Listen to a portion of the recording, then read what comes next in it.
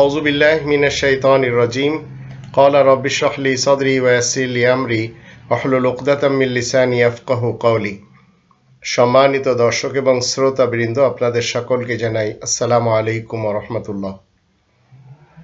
ইমাম বুখারী দ্বারা যদি ইসলামের উপকার হয়ে থাকে, তাহলে অগণিত মুসলিম স্কলার্সদের দৃষ্টিতে ইমাম বুখারী সাহেব মুরতাদ কেন? আসুন জানি। তার ইতিহাস যখন আপনি আমি পড়ব, তখন আমরা দেখব বুখারী এবং তার দোসরদের অসাধ্য সাধন রয়েছে। তাদের এই অসাধ্য সাধন শুধুমাত্র এই কোরআনের 114টি সূরার 6348টি আয়াতকে গোপন করার জন্য, এবং কোরআনের উপর মানুষের জন্য পূর্ণ আস্থা না থাকে যে এই কোরআন কমপ্লিট, তাই তার এই অসাধ্য সাধন এবং তার দোসর যারা রয়েছে তাদেরও। উনি একটি হাদিসের জন্য মদিনা থেকে প্রায় 600 মাইল অতিক্রম করে দামেস্কে আবু দারদার নিকট যান। উটের উপর সওয়ার হয়ে দীর্ঘ 1 মাস পর মদিনা হতে সিরিয়ায় যান। একটি হাদিস সংগ্রহের জন্য একাধারে কয়েকদিন ও কয়েক রাত ভ্রমণ করেন। বাসারা হতে শত শত মাইল দূরে মদিনা এবং মদিনা হতে মিশরেও তিনি যেতেন, এটি ইতিহাসবিদরা বলে। এখন কেন তিনি যেতেন? কোরআন তো কখনো বলেননি যে ইমাম বুখারী সাহেব তুমি রাসূলের রিওয়ায়াত জমা করো, হাদিস জমা করো। এ ধরনের কোনো একটি অর্ডার কোরআনে নেই। তাহলে তিনি কেন করলেন? তিনি কি ইসলামের লোক ছিলেন? মূলত তার ইতিহাস যারা জানেন, তিনি ইসলামেরও লোক ছিলেন না, কারণ তিনি ছিলেন জারেতুস্তি ফ্যামিলির লোক। তো এই রূপে শত শত হাজার হাজার সাক্ষ্যদাতার দ্বারে দ্বারে ঘুরে ঘুরে ইমাম বুখারী সাহেব 6 লক্ষেরও অধিক হাদিস সংগ্রহ করেছিলেন। যাচাই বাছাই করে 1800 জন সাক্ষ্যদাতার মাধ্যমে বর্তমান গ্রন্থটি সংকলন করেন। ইমাম আহমদ ইবনে হাম্বল 10 লক্ষ হাদিস সংগ্রহ করে তা থেকে বেছে 30,000 হাদিসের একটি গ্রন্থ সংকলন করেন। ইমাম বুখারী 90,000 লোককে বুখারী শিক্ষা দিয়েছেন, অথচ বেঁচে ছিলেন 13 দিন কম 62 বছর। তার নামে যত কথা যা আমি আপনাদের সামনে একের পর এক তুলে ধরব, সবই দেখবেন মিথ্যায় ভরা। আর এইগুলি মেনে ভারত উপমহাদেশের কিছু বুখারী প্রেমীরা মাদ্রাসা খুলে 12টি বছর শিক্ষা দিচ্ছে তার এই রচনার জমাকৃত এবং একত্রিত করা বুখারী শরীফ। 18 বছর বয়সে হাদিস সংগ্রহ শুরু করেন। কেউ কেউ বলেন 16 বছর থেকে, আবার কেউ কেউ বলেন 17 বছর থেকে। প্রতিটি হাদিস লেখার পূর্বে গোসল করে 2 রাকাত নামাজ পড়তেন। এই অর্ডারটি কে দিয়েছিল? কোরআন অন্তত দেয়নি। এবং প্রতিটি পরিচ্ছদ লিখতেও 2 রাকাত সালাত তিনি পড়তেন। হাদিস সংগ্রহের জন্য সিরিয়া, মিশর, আলজেরিয়া, বাসারা, কুফা, বাগদাদ এবং হিজাজের বিভিন্ন স্থানে তিনি ভ্রমণের পর রাসূলের রওজার পাশে বসে 16 বছরে স্বীয় কণ্ঠস্থ 6 লক্ষ হাদিস হতে বেছে প্রায় 4000 হাদিস একত্রিত করে সহিহ বুখারী গ্রন্থটি সংকলন করেন।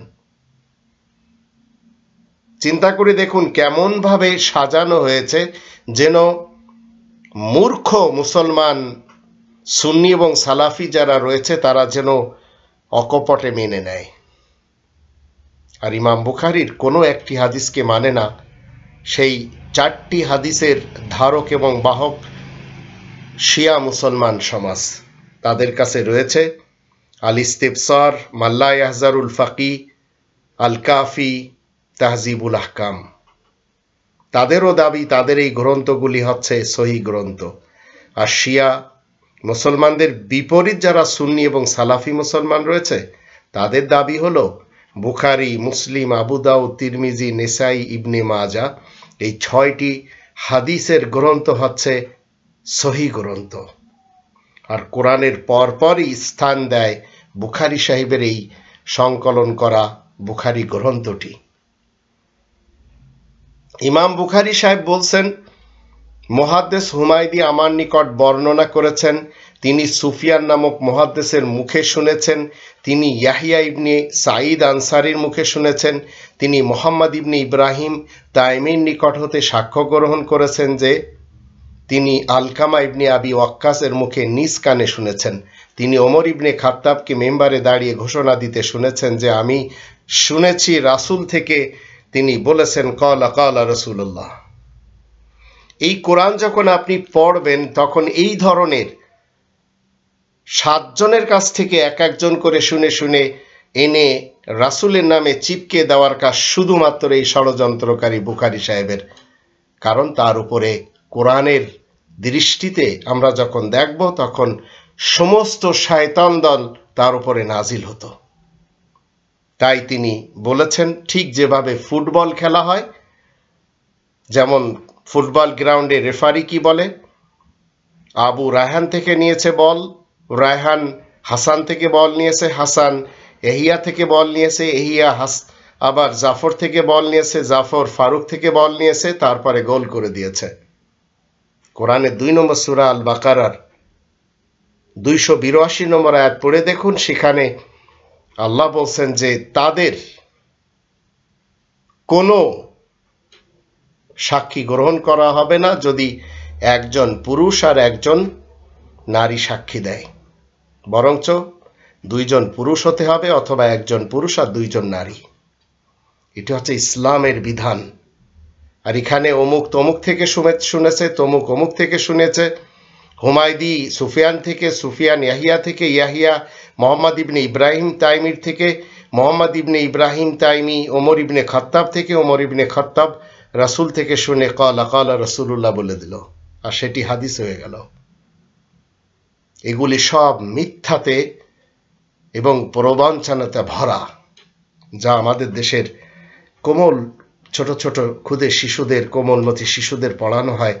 এই বাগদাদের সেই নিজামুল মুলকের যুগে হাসান বিন সাবা ইহুদি কর্তৃক কওমি মাদ্রাসা তিনি বানিয়েছিলেন শুধু এইগুলি পড়ানোর জন্য। আর খ্রিস্টান লর্ড হস্টিন কলকাতা আলিয়া মাদ্রাসা বানিয়ে দিয়েছেন এইগুলি শিক্ষা দেওয়ার জন্য। আপনি একটু চিন্তা করে দেখুন, আপনার সন্তানদেরকে দিচ্ছেন এই ক্বালা ক্বালা রাসূলুল্লাহ শিখার জন্য, যার টোটালি মিথ্যা ভিত্তির উপরে এই কওমি মাদ্রাসায় এবং আলিয়া মাদ্রাসায়। আর সেখান থেকে পড়ার পরে একটি সন্তান মামুনুল হক হয়ে বেরোচ্ছে, আর একটি সন্তান বেরোচ্ছে সেই আজহারি হয়ে, যারা ইসলামের বিভিন্ন সেক্টর নিয়ে তামাশা করতে দ্বিধা করে না। তো কোরআনের আপনি যদি পড়েন 6 নম্বর সূরা আল আনআমের 121 নম্বর আয়াত, সেখান থেকে জানতে পারবেন ওয়া ইন্না শায়াতিনা লা ইউহুনা ইলা আউলিয়াইহিম লিয়ুজাদিলুকুম ওয়া ইন আতাতুমুহুম ইন্নাকুম লামুশরিকুন। শয়তান দল নাজিল হয় কোথায়? ওয়া ইন্না শায়াতিন, শয়তান দলেরা নিশ্চয় ওহী করে তার যত বন্ধু রয়েছে, আউলিয়া রয়েছে, অভিভাবক রয়েছে, লিয়ুজাদিলুকুম, যেন তোমাদের সাথে কি করতে পারে? জিদাল করাতে পারে। ওয়া ইন আতাতুমুহুম, যদি তাদের তোমরা অনুসরণ করো, ইন্নাকুম লামুশরিকুন, অবশ্যই মুশরিকিনদের অন্তর্ভুক্ত হয়ে যাবে। আর যদি এই কোরআনের আপনি 26 নম্বর সূরা আশ-শুআরা এর 221, 222, 223 আয়াতগুলি পড়েন, আল্লাহ বলেন হাল উনাব্বিউকুম আলা মান তানাজ্জালু শায়াতিন, আমি কি তাহলে তোমাদেরকে বলে দেব শায়াতিনরা কার উপরে নাজিল হয়? তানাজ্জালু আলা কুল্লি আফফাকিন আফিম,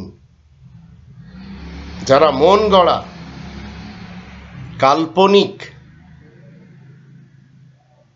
যে সমস্ত রিওয়ায়াত বলেন, হাদিস বলেন, উসুল বলেন, বালাগাত বলেন, ফয়জান বলেন, ফাজাইল বলেন, এই টাইপের জিনিস যারা তৈরি করে তাদের উপরে শয়তান দল নাজিল হয়।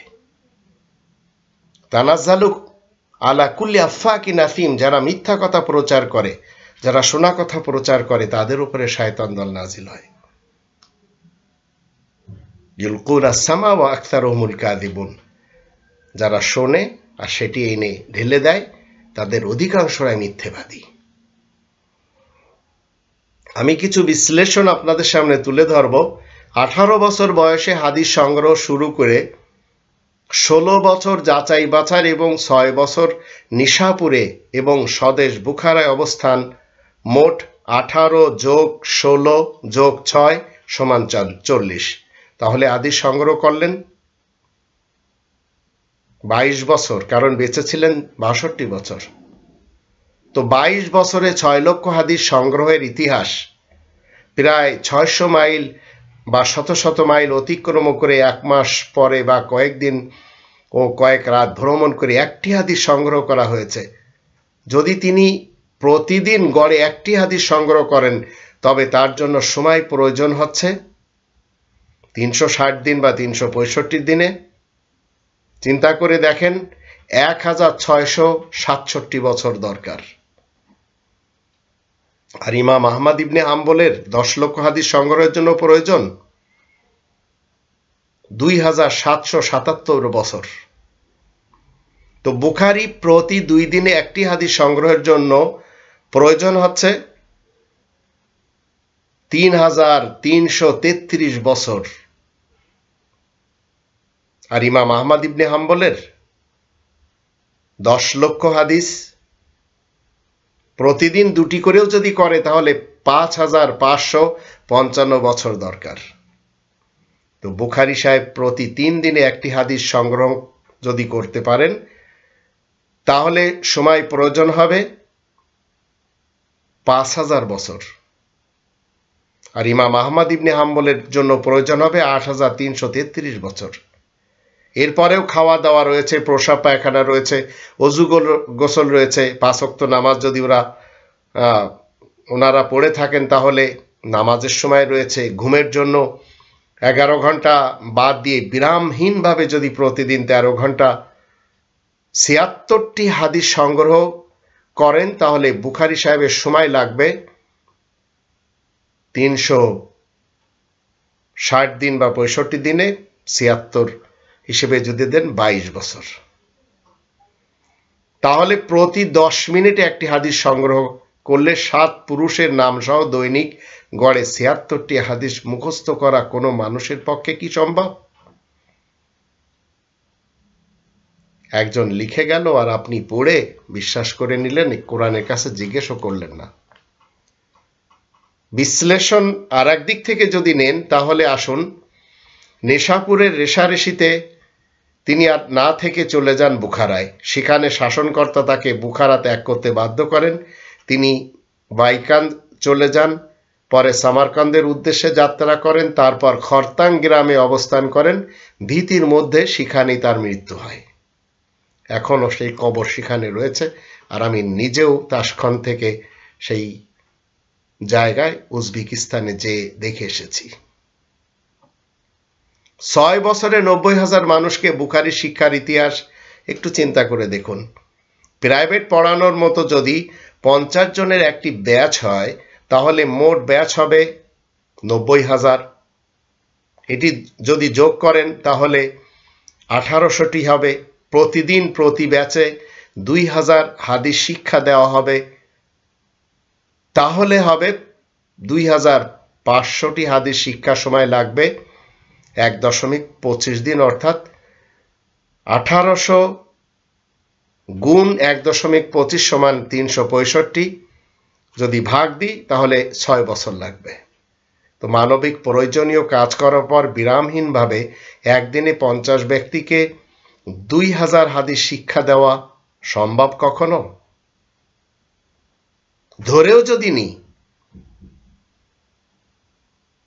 আপনার সময়ের বড় অভাব, বুখারী সাহেব যদি একদিনের একটু বেশি সময় 50 জনকে এভাবে 90,000 মানুষকে বুখারী শরীফ শিক্ষা দিতে পারেন, তবে আপনার জীবনে 2 দিনে কেন আপনার প্রাণপ্রিয় বুখারী শরীফ একবারও তো পড়েননি। তো বুখারী করে আপনার লাভ কি? আপনি তো বাঙালি একজন মুসলমান সুন্নি অথবা সালাফি, কারণ আপনি মুসলমান শিয়া হলে তো মানবেনই না বুখারীর কোনো একটি হাদিস। আর আমরা যারা রবের শান্তির রাজ্যে মুসলিম রয়েছে আমরা তো মানতেই পারি না, কারণ মুসলিমরা কখনো কোরআনের এবং মসজিদুল হারামের বাহিরে যায় না। কোরআনের নবী, রাসূল, সিদ্দিক, সালেহীন, শুহাদা এদেরই অনুসরণ করতে করতে জীবন কাটিয়ে দেয়।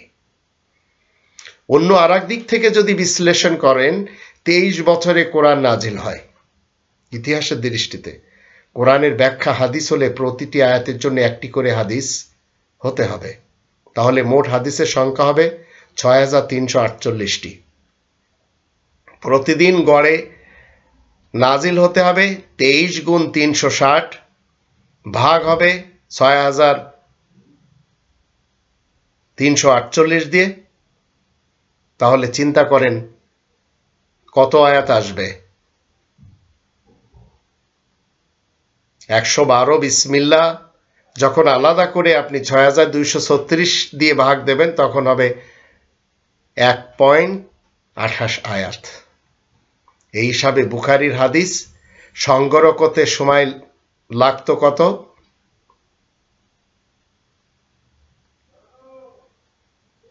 6 লক্ষ হাদিস যদি যদি ভাগ করা হয় 1.28 দিয়ে, তো 360 দিনেই যদি আমরা বছর ধরি তাহলে সমান 1304 বছর লেগে যাবে।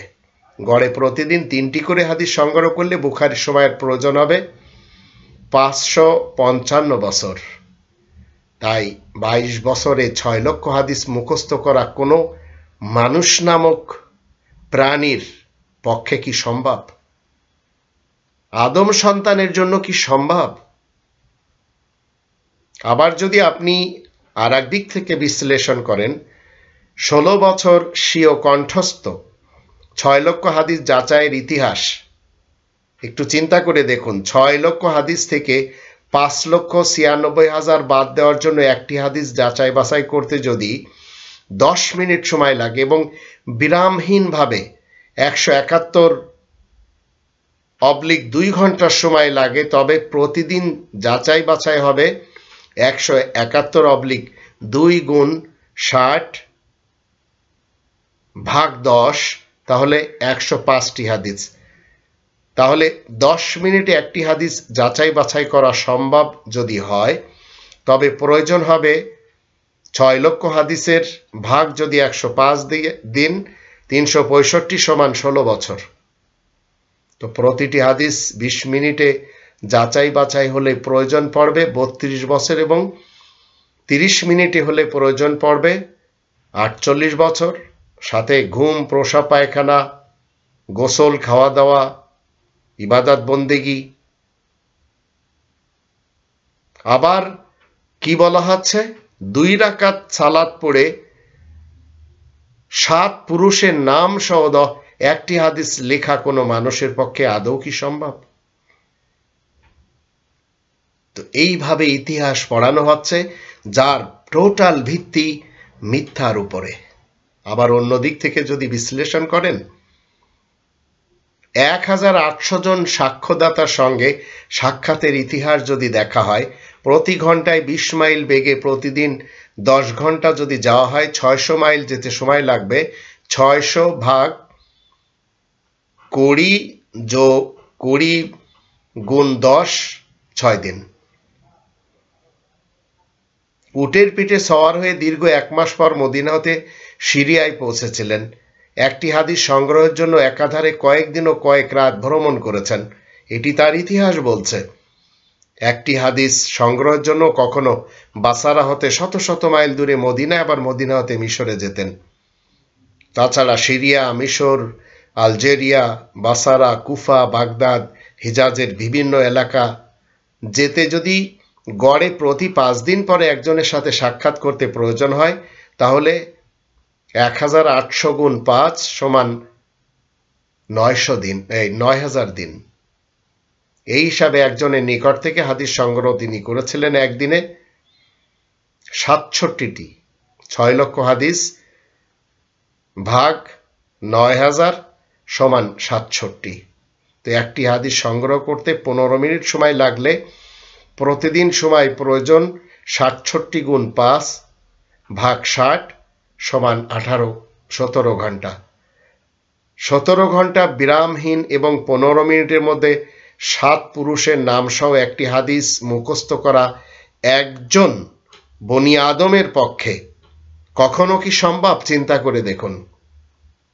তাই মুসলিম যদি আপনি হতে চান, এই মিথ্যার উপরে ভিত্তি, যার ফাউন্ডেশন এবং ইনফ্রাস্ট্রাকচার টোটাল মিথ্যার উপরে, এগুলি একপাশে রেখে রবের ইসলামী কিংডমে আপনি আমি যদি জান্নাতে যেতে চাই, তাহলে ঈমান এনে আমাদেরকে সংশোধনের কাজ করতে হবে। আর এই ব্যাপারে আমরা কোরআনের 2 নম্বর সূরা আল বাকারার 25 নম্বর আয়াত, 82-83 নম্বর আয়াত, 4 নম্বর সূরা নিসা 57 নম্বর আয়াত, 122 নম্বর আয়াত, 10 নম্বর সূরা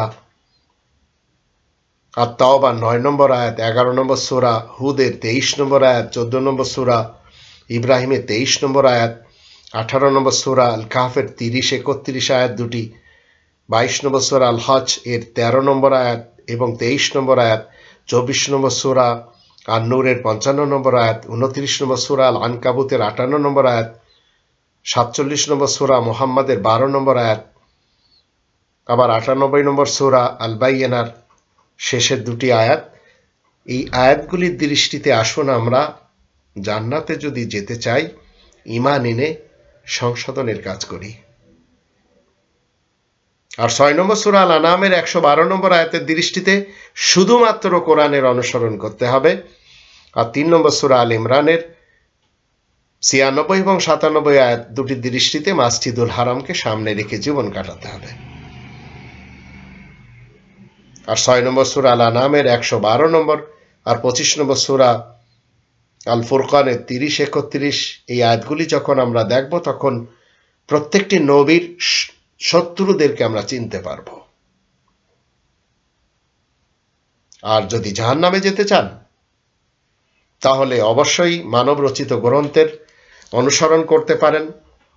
মানব রচিত গ্রন্থ কোরআনের বিপরীত যত গ্রন্থ রয়েছে এই পৃথিবীতে, যারা বলছে আমরা শান্তি দিতে এসেছি, সেটি হোক গণতন্ত্রের কনস্টিটিউশন, রাজতন্ত্রের কনস্টিটিউশন, সমাজতন্ত্রের কনস্টিটিউশন, মোল্লাতন্ত্রের কনস্টিটিউশন। 4 নম্বর সূরা নিসা এই 60 নম্বর আয়াতের দৃষ্টিতে যারা তাগুত প্রেমী, তারা নিজেদের সকল ফয়সালার জন্য যায় এই তাগুতের কাছে। ইউরিদুনা ইয়াতাহাকামু ইলা তাগুত ওয়া ক্বাদ উমিরু আন ইয়াকফুরু বি।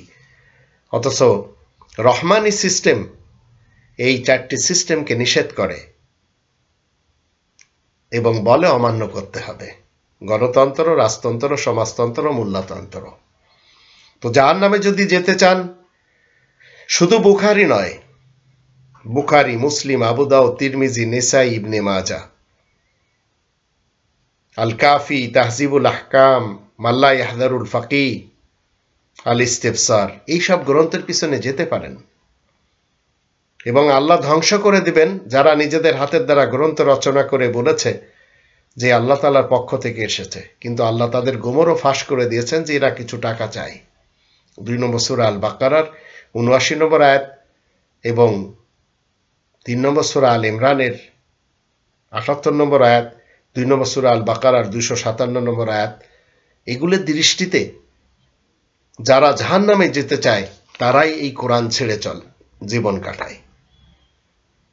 আর যারা আল্লাহ তাআলার আয়াত মানে না, তাদেরকে আল্লাহ বলছেন মাসালুহুম কামাসালিল কালব, কুকুরের, হাঁপানো কুকুরের সাথে উদাহরণ আল্লাহ দিয়েছেন 7 নম্বর সূরা আল আরাফের 176 নম্বর আয়াতে।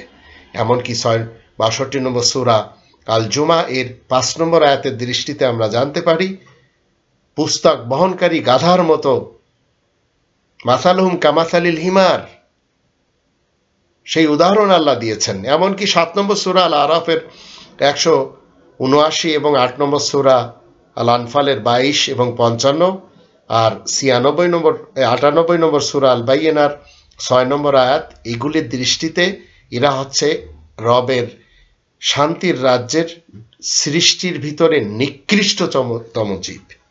উলাইকা হুম শাররুল বারিয়া।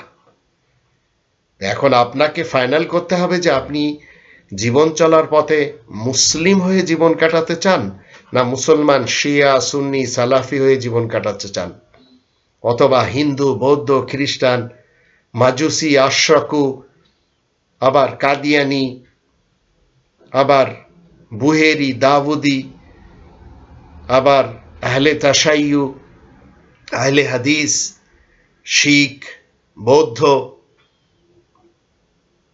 হানাফি শাফি মালিকি হাম্বলি এই সকল নাম নিয়ে চলতে চান, এটি আপনার ইচ্ছা। তো বুখারী দ্বারা যদি ইসলামের উপকার হয়ে থাকে তাহলে অগণিত স্কলার্সদের দৃষ্টিতে এবং এই যাচাই বাছাই আপনাদের সামনে যা তুলে ধরা হলো, এদের দৃষ্টিতে তিনি ছিলেন মূলত একজন ইসলামের শত্রু, একজন মুরতাদ। আর সেই মুরতাদ ব্যক্তির গ্রন্থকে আজ কোরআনের পাশাপাশি বসানো হচ্ছে। আর আমাদের দেশে রয়েছে 1 লক্ষ মাদ্রাসা, আর ভারত উপমহাদেশে টোটাল রয়েছে 15 লক্ষ মাদ্রাসা। আর এগুলি ইংরেজ ব্রিটিশরা যখন এসেছিল 1757 সাল থেকে 1947-এর মাঝে তৈরি করে দিয়ে গেছে, তাও তাদের ডিভাইড অ্যান্ড রুল পলিসি মোতাবেক। অতীতে ছিল বাগদাদের সেই নিজামুল মুলকের যুগে খারিজি মাদ্রাসা, কওমি মাদ্রাসা হাসান বিন সাবা ইহুদি কর্তৃক, আর বর্তমান আমরা দেখে চলেছি আলিয়া মাদ্রাসা লর্ড হস্টিন কর্তৃক খ্রিস্টান বানিয়ে দিয়েছে। আর ইহুদি এবং খ্রিস্টান এই কোরআন যখন আপনি পড়বেন 5 নম্বর সূরা আল মাইদার 51 নম্বর আয়াত, এবং হিন্দুদের ব্যাপারে যদি দেখতে চান তো এই 5 নম্বর সূরা আল মাইদা 57 নম্বর আয়াত, এই দুটি আয়াত পড়লে জানতে পারবেন হিন্দুদের এবং খ্রিস্টানদের আর ইহুদিদের এদের সাথে বন্ধুত্ব করা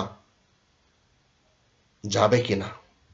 কোরআন বলছে যদি কেউ করে তাহলে ওদের হয়ে যাবে। তো আমাদের দেশের পলিটিশিয়ানরা তো বলেই চলেছে ভারতের সাথে বাংলাদেশের সম্পর্ক স্বামী স্ত্রীর বন্ধুত্বের সম্পর্ক, এবং গলা ফাটিয়ে বলছে আমাদের দেশের দেশদ্রোহী রাজনীতিবিদ যারা রয়েছে আর যারা কওমি মোল্লা রয়েছে তাদের তো মার্কাজই সব হিন্দুস্তানে ভারতে, আবার সালাফিদের মার্কাজ সৌদি আরবের রাজতন্ত্রে, আবার শিয়াদের মার্কাজ ইরানের সেই মোল্লাতন্ত্রের দিকে, আর যারা সুন্নি রয়েছে তাদের মার্কাজ এখন তালেবানদের সেই ইরানের শিয়াদের দিকে, আমাদের দেশের শিয়া মুসলমানদের মার্কাজ, এবং আমাদের দেশের সুন্নি মুসলমানেরা এখন তালেবানদেরকে মাথার উপরে বসিয়ে রেখেছে। এমত অবস্থায় আপনি আমি মুসলিম হলে কোনোভাবেই মানুষের এই রচনা করা আর এই হাদিস এগুলো আমরা মানতে পারবো না।